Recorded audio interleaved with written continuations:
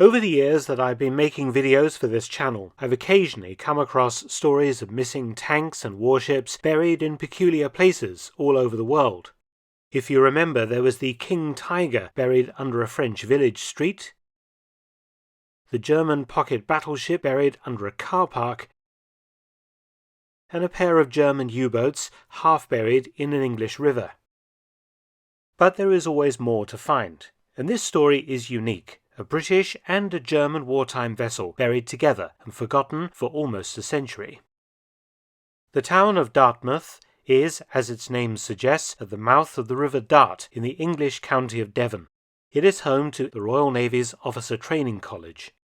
Some years ago, one of the college's instructors, serving naval officer and submariner Lieutenant Tom Kemp, began researching a local legend that Coronation Park, constructed in 1936-37 in honour of the coronation of King George VI, contains the buried hulks of not one but two World War I warships, a German torpedo boat destroyer and a Royal Navy submarine. The park measures about 5 acres, or roughly the size of 3 football pitches, or soccer to our American viewers. Before the park was built, the area was tidal mudflats, and after the conflict was over, both surrendered German vessels and surplus Royal Navy craft were sold off, many of them for scrap. Researchers discovered that the 2 derelict hulks had been towed to Dartmouth from Brixham in 1924 and dumped in an area called Combe Mud.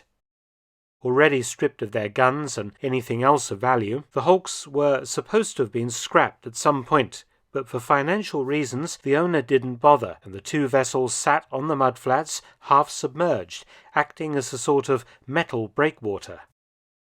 The submarine was the former HMS E-52, an E-class vessel built in 1917, weighing 637 tons surfaced, and with a length of 181 feet or 55 metres. E-52 had a crew of 31 and was armed with 5 18-inch torpedo tubes and a 12-pounder deck gun. Her main claim to fame was the destruction of a German U-boat while under the command of Lieutenant Commander Philip Phillips. Just after midnight on the 31st of October 1917, HMS E-52 surprised the German submarine UC-63 on the surface near the Goodwin Sands, sinking her with torpedoes. Phillips received the Distinguished Service Order for this achievement. Sold off in 1921, the stripped submarine ended up on Combe Mud alongside a German vessel, the V1 class torpedo boat SMS S-24, launched in 1913. The S-24 was 586 tons and 234 feet or 71 meters long. With a crew of 74, she was armed with 2 8.8 centimeter guns and 4 20-inch or 50 centimeter torpedo tubes.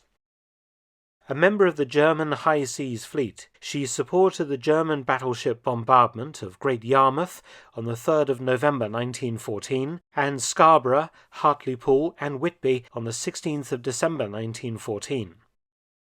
S-24, as lead boat of the 7th Torpedo Boat Flotilla, saw action from the Battle of Jutland in 1916, clashing with British torpedo boats.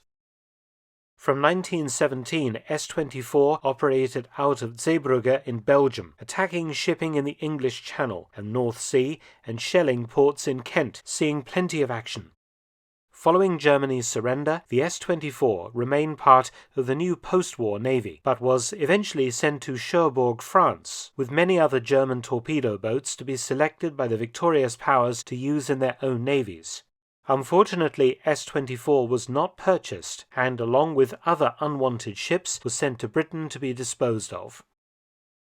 S-24 was sold to a scrap merchant and towed to the mudflat in Dartmouth. It seems that when the local authorities decided to reclaim Combe Mud for redevelopment into Coronation Park, removing the hulks of E-52 and S-24 was considered unnecessary. They were simply covered over with several feet of fresh earth and entombed beneath the grass lawns of the park. A local legend grew that a submarine had been buried beneath the park, but no one took it that seriously until Lieutenant Kemp started proper research. He found photographs in the local archive that showed both hulks in position in the years following World War I.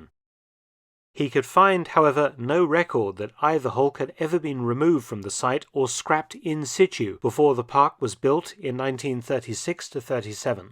Therefore, his conclusion was obvious. The vessels were still underneath the park. Kemp enlisted the help of scientists from the University of Winchester to check his hypothesis using ground-penetrating radar. In June 2023, the radar confirmed two large metallic shapes under the park, conforming in length and beam to the two missing vessels.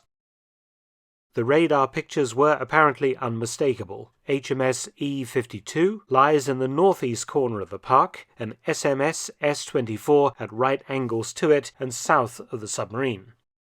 Efforts are now underway to drill small boreholes in the park to retrieve metal from the wreck to confirm without any doubt that it is indeed the World War I submarine HMS E-52. So in this case, a local legend has turned out probably to be completely true. It is unlikely that either vessel will ever be recovered from the park, and what there is probably very badly deteriorated by now. But it is hoped an historical marker may be added to the site to finally mark the two vessels' final resting places. Many thanks for watching. Please subscribe and share, and also visit my audiobook channel, War Stories with Mark Felton. You can also help to support both of my channels at PayPal and Patreon, details in the description box below.